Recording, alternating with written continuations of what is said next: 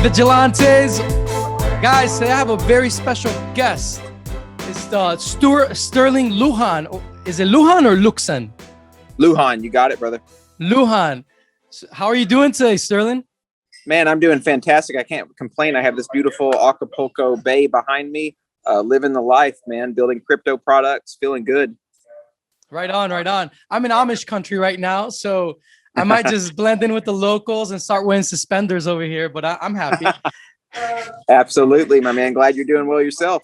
Yeah. So tell us, what are you doing in Acapulco? You were telling me that you have some startups there, some businesses? Yeah, so I work with crypto space. I do the risk management for crypto space and also some of the communications.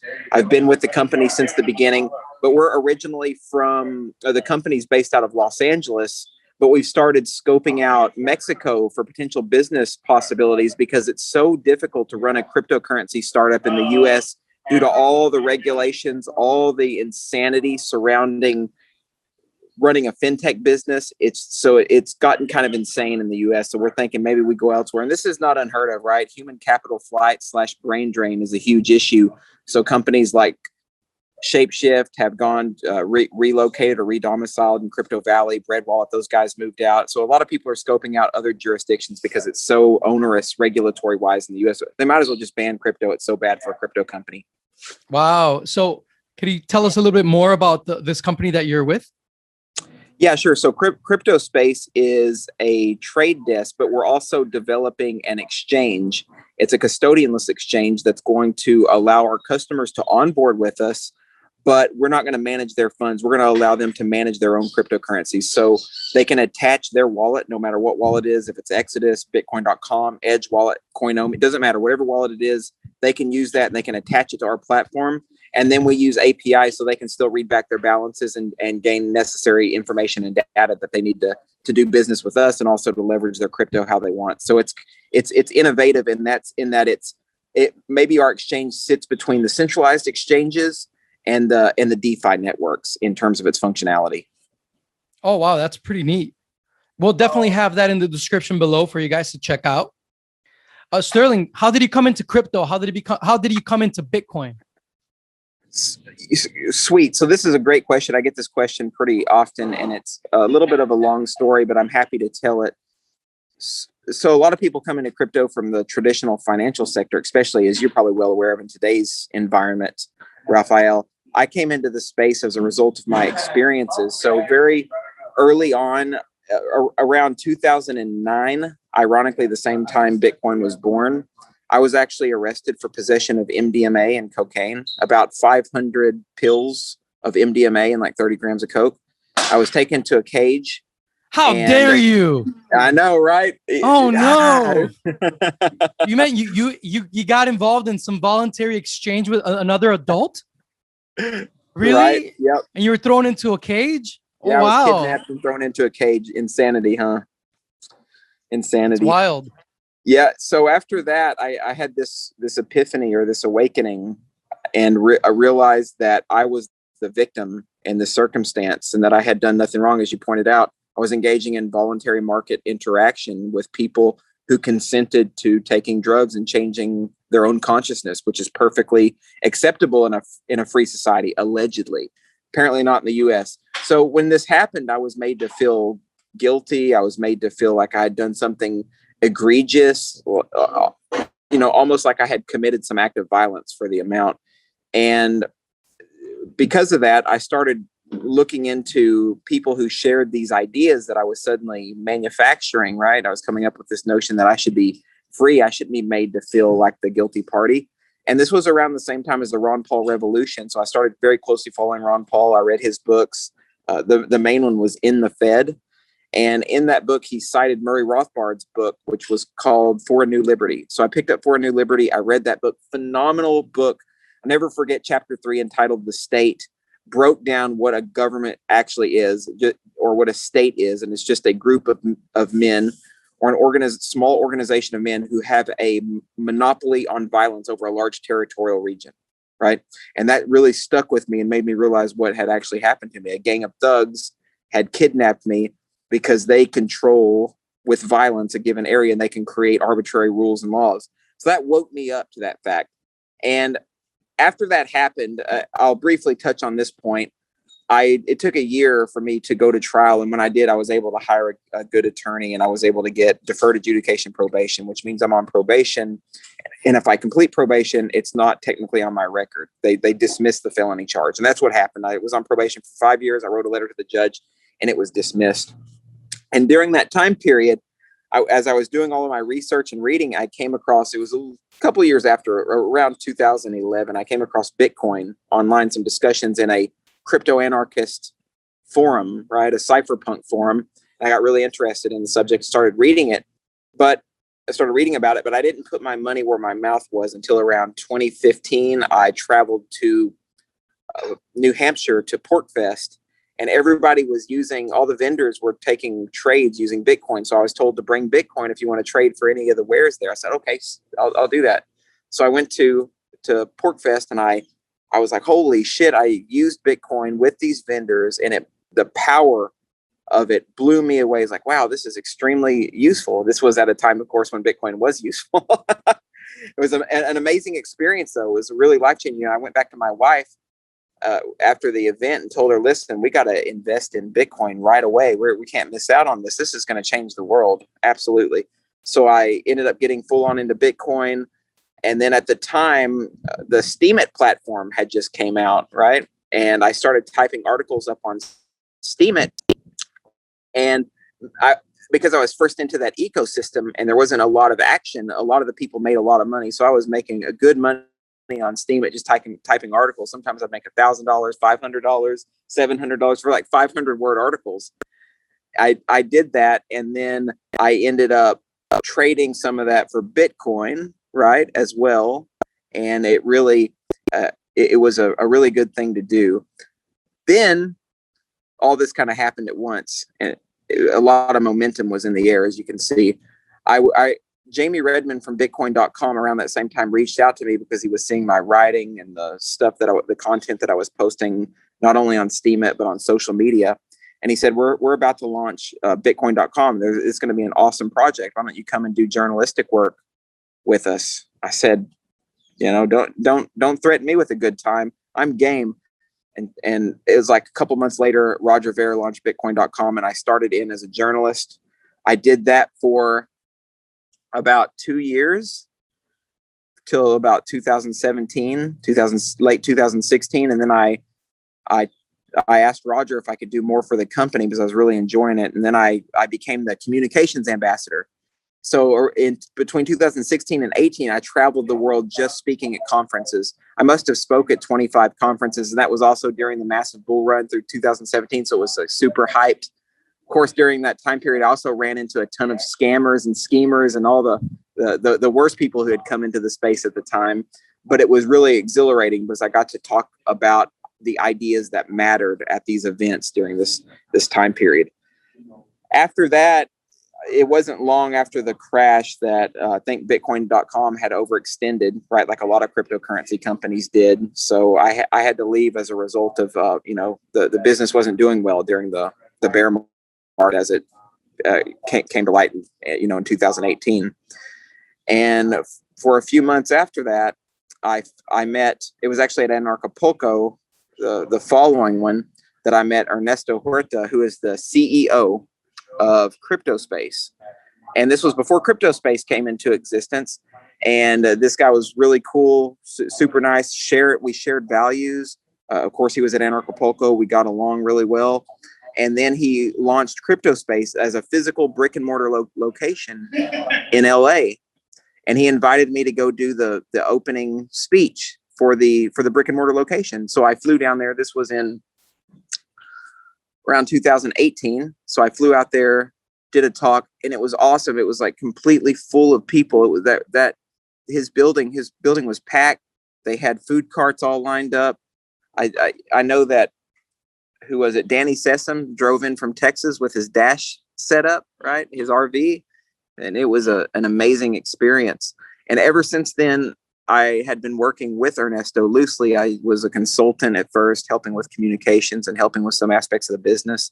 And then I just started, just over time, I started working more and more with the company, and we became really close friends.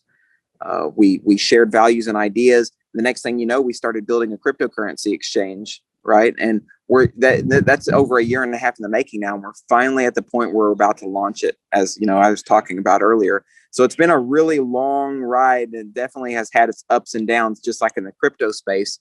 But I think the key takeaway is I didn't come into the space from traditional finance. I didn't have any background in finance at all. My degree is actually in psychology. But once I got enmeshed in the crypto space, I was all game, because I know this technology has the potential to change the world on a fundamental level and to create a paradigm shift of lasting and epic proportions that I think is absolutely beautiful. And if we're not working within this space, I think a lot of people are going to be missing out. So that's it's a lot of story, a lot of background.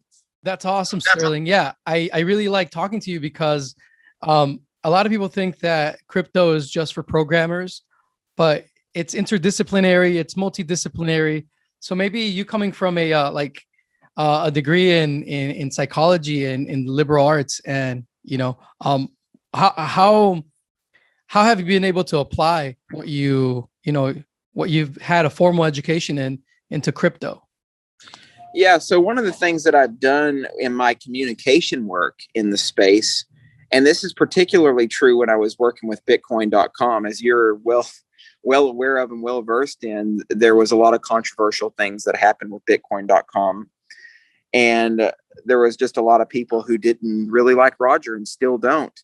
And my whole spiel was, let's try to figure out a way that we can interact with each other as compassionately and as empathetically as possible, so that we can find some kind of common ground, so we can build these tools out together without causing so much strife that we damage our industry. Right now that I've done a lot of risk management and compliance work in the space, I know that the reputational risk of infighting does actually exist. And I think for some people and for some companies, they have irrevocably hurt themselves along the way through some type of damaging rhetoric or some other ideas. So my thing has always been, I'm going to communicate with people in a dignified and decent way, so that I can connect with them, and we can try to build out this ecosystem in a way that is more cooperative, more charitable, and longer lasting for the overall efficacy and foundation of the space.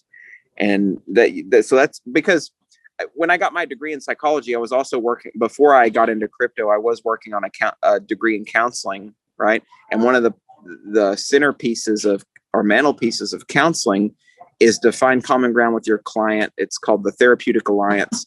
And if we don't have that, you're going to be unable to work together in order to build a better form of mental health, right? A better way of functioning and getting along with other people. So I've just taken that and applied it to crypto with all of my communications.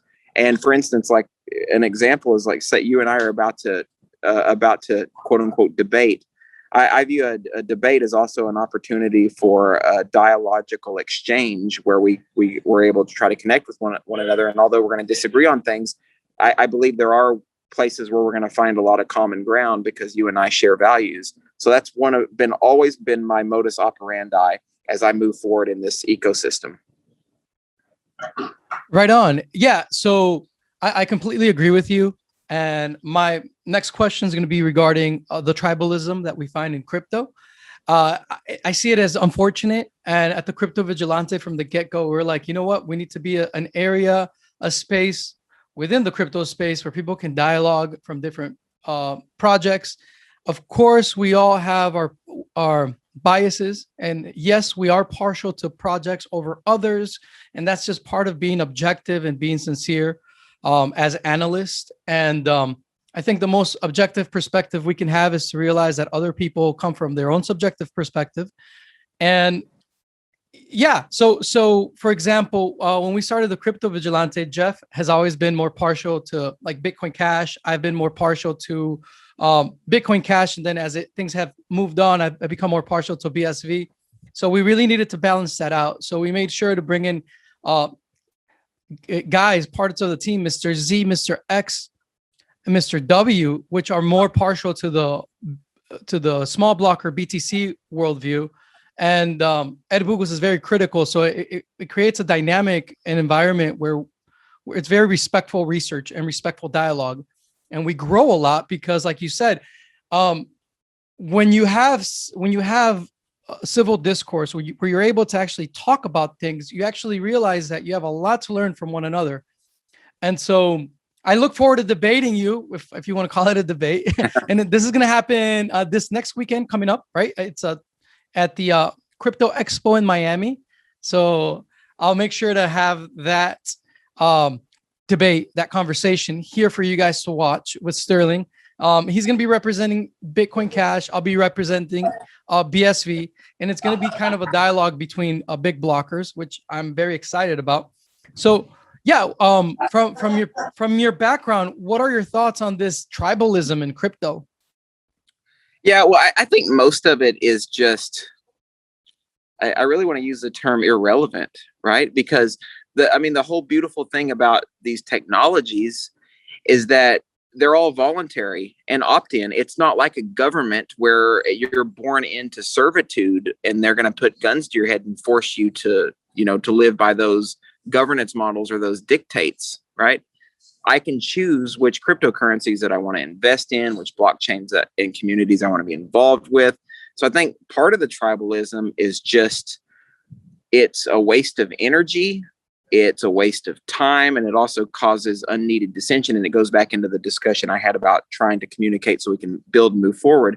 But it's just, I feel like a lot of the BTC people can be very, very antagonistic to anybody who are interested in quote unquote altcoins, which of course they're going to call shit coins. And I think this just misses the bus because innovation doesn't happen in a vacuum, right? I think innovation can occur, as Andreas Antonopoulos said, on the edges, on the fringes, and Bitcoin is no longer necessarily on the fringe.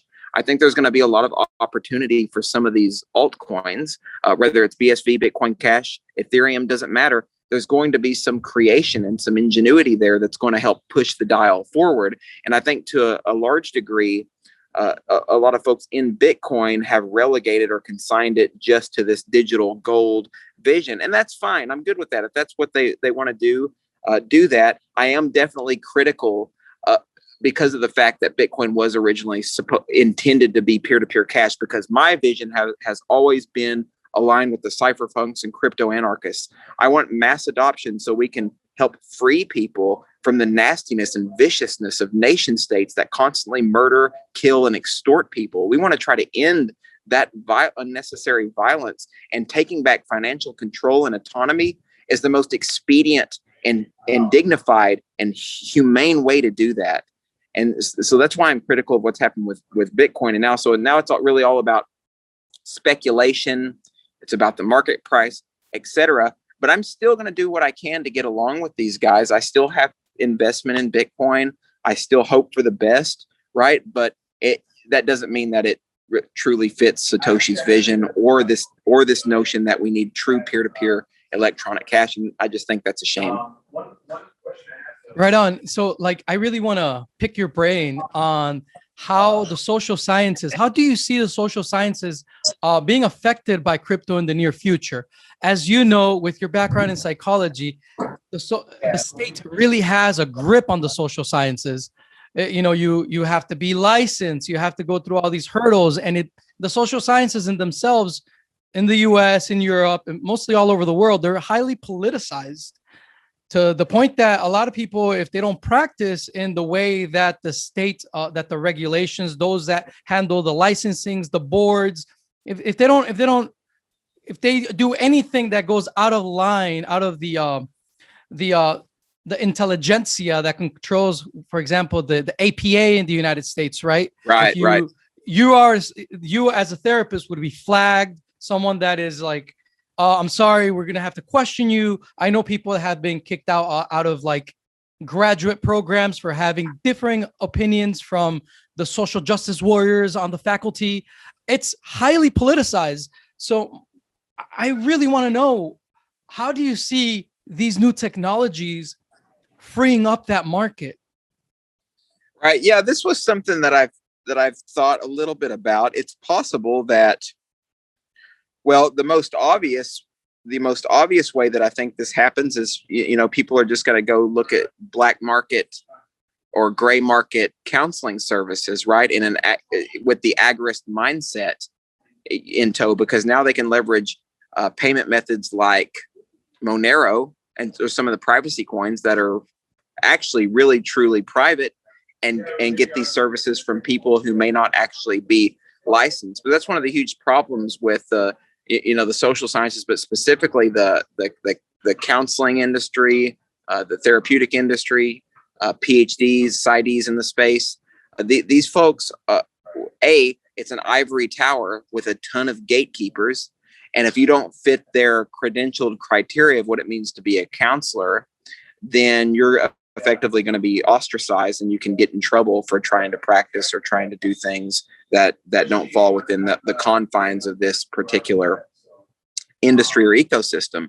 So I think people working outside of the scope of that is going to probably continue to emerge as they have more accessibility to truly private cryptocurrencies, to truly privatized ways of engaging in that. And there's also some peripheral ideas about leveraging different kinds of utility tokens to empower a black market or agorist counseling or therapeutic faction. And I think that is also an amazing idea. In my mind, anything that we can do to take power away from these ivory towers and from the state, we need to try to be doing those things. That doesn't mean it's going to be easy, because they tend to clamp down really hard in the US, and they're not afraid to throw you in a box if that's what it boils down to. And that's one of the reasons I like spending time in Mexico. I'm not worried about some jackasses, some jackbooted thugs breaking into our place here and taking me off to a cage. That's very unlikely to happen. In the US, it's more likely to happen, and I know because it actually did happen to me.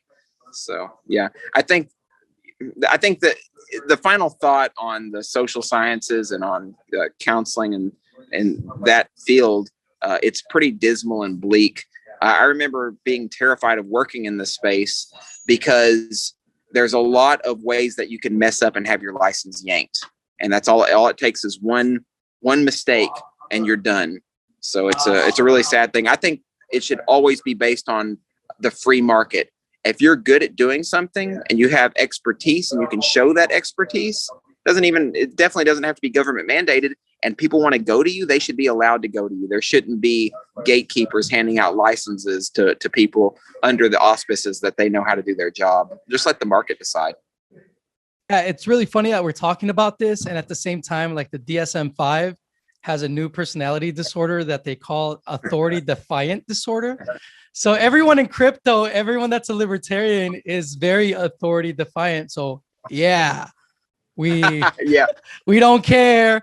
And so it's just, they're so tyrannical, man. It's almost like they want to stifle innovation. It's their ivory tower. It's their worldview.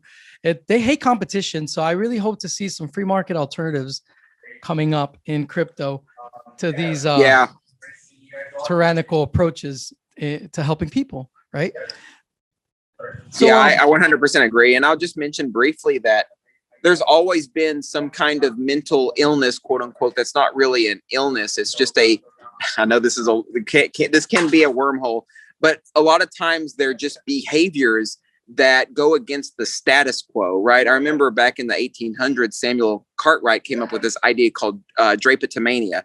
Drapetomania was basically this disease that slaves suffered from that caused them to run away from their masters, for which the only cure was a sound beating. Right. And this, in his mind, was a mental illness, a deficit in these slaves that needed to be remedied through this beating. So this is just a continuation. This has been continued in psychiatry and some aspects of counseling and psychology for the longest time. And it's a real tragedy. And to me, what this makes psychiatry look like is the fallout of statism. It's just another conduit for control for the kleptocrats and the bureaucrats and the assholes in power. Yeah, it really is something I really want to, I just really look forward to seeing a market like agorist approach to this. And I hope hopefully this conversation inspires someone out there to get going.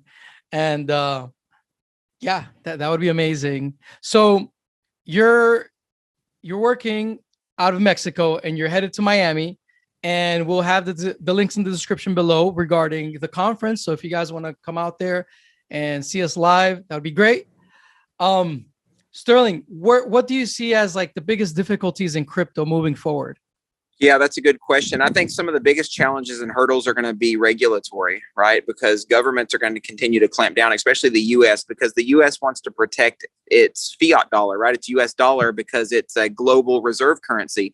And so any kind of considered threat to their fiat hegemony is going to need to be rooted out.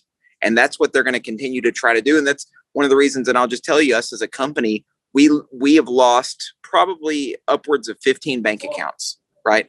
We're not doing anything illegal.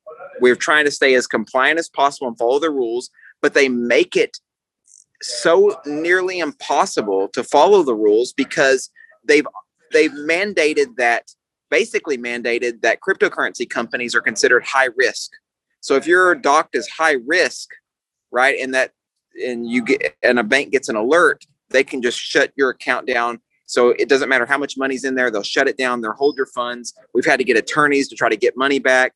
So it's become completely unhospitable for any kind of cryptocurrency exchange unless there's a couple of reasons here. Some of them are flipped, right? Some of them are just giving out information to the IRS and to the feds willy-nilly. And so the feds are happy to work with those guys. They're happy to allow them to grow. But if you're a principled cryptocurrency exchange or business and you don't want to play by their little silly game of violence, then you're going to be effectively ostracized. So regulatory threat is going to continue to be huge simply because they want to protect the dollar. And we know that the U.S.'s reach goes far and wide. And so there's a lot of places that tend to follow their lead. And some places are in Europe and in the UK, although it's not quite as bad. But luckily, there are still places around the world where you can do things freer and who don't automatically kowtow to the U.S. But I think the biggest challenge is regulatory wise, and also the fact that some jurisdictions may just outright ban crypto. And we've seen that in Nigeria. We've seen it starting to happen in India. China has kind of waffled and played around with the idea of banning crypto, as you know, from time to time. So that's going to be the hugest disruption, but I don't think it's definitely not going to stop crypto. Trying to stop crypto is really like walking out onto the shore when a tsunami is approaching and putting your hand out and hoping to stop the tidal wave. It's in the long term, it's not going to work. It's going to end up empowering more people to get into the crypto space. It's kind of like it's also the drug war, right? You can't ban drugs. If there's a market for something, people are going to engage on that market, and you're just going to cause collateral damage. So would you say that you see governments being pressured by the free market via cryptocurrency to be less draconian and open up their market in the future? Yeah, I think that could happen. One of the things is if the U.S. starts noticing that it has a significant amount of brain drain, all the human capital flees to other jurisdictions that are more hospitable, they're going to want to try to balance that out because they know that can potentially affect their gross domestic product. Because if all the smart people are gone from your country because you've become a tyrant, then they may start thinking, well, maybe we don't need to go down this route. We know from history that countries that go down this route, yeah, they may have all that power for a time, but they usually get destroyed in the end. So we'll have to see how it plays out and how the bureaucrats in the U.S. feel. It's definitely not looking good. It's possible that cryptocurrency exchanges are going to actually need to be required to have a banking license at some point, because that's how afraid of this industry they are. Kraken's already went that route, by the way. Right on. Yes. So what would you say to an entrepreneur that is getting into crypto, and given your experience with these startups and these businesses in Bitcoin and crypto, what would you say to them? What would be your advice to them? Well, my first piece of advice would be that make sure you have plenty of spine and willpower, because in order to build a money service cryptocurrency business, you have to be willing you got to have a good high risk appetite. You got to be willing to try things that other people are unwilling to try, because it takes that in order to maneuver around the regulatory landscape. You have to find clever ways to manage all of that risk and also all of the regulatory action. And another piece of advice is if you want to start this, make sure you're prepared to start spending money on attorneys, because you're going to need at least 3 out of the gate for the different things. So it's not an inexpensive venture, depending on what precise technology you're building and what space that you're in. But if it's cryptocurrency money service business, it's very challenging, and you're going to need a lot of help moving forward. So get that legal help, and also be prepared to take risks and prepare for an uphill battle.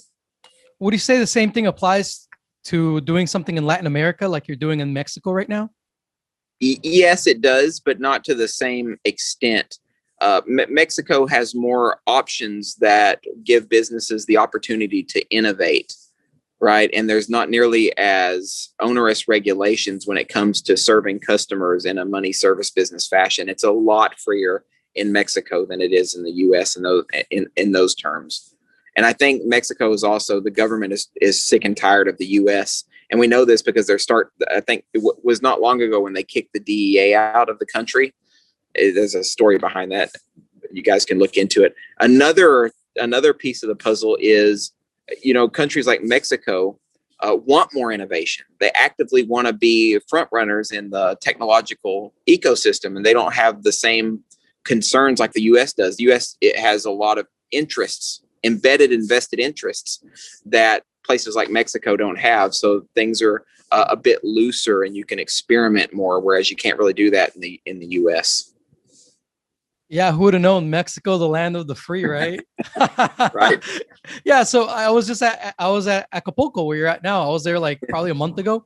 And in the city, yeah, you saw where the government has control. Yeah, you see tyranny like you see in any US city.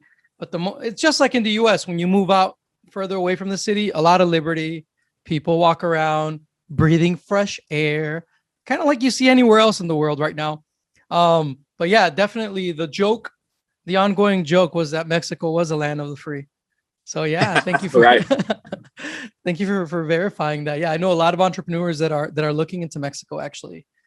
So you're not the only one. It's well worth it. I think a lot of crypto people have scoped out and are scoping out Mexico. There's a few other options too. I like Mongolia.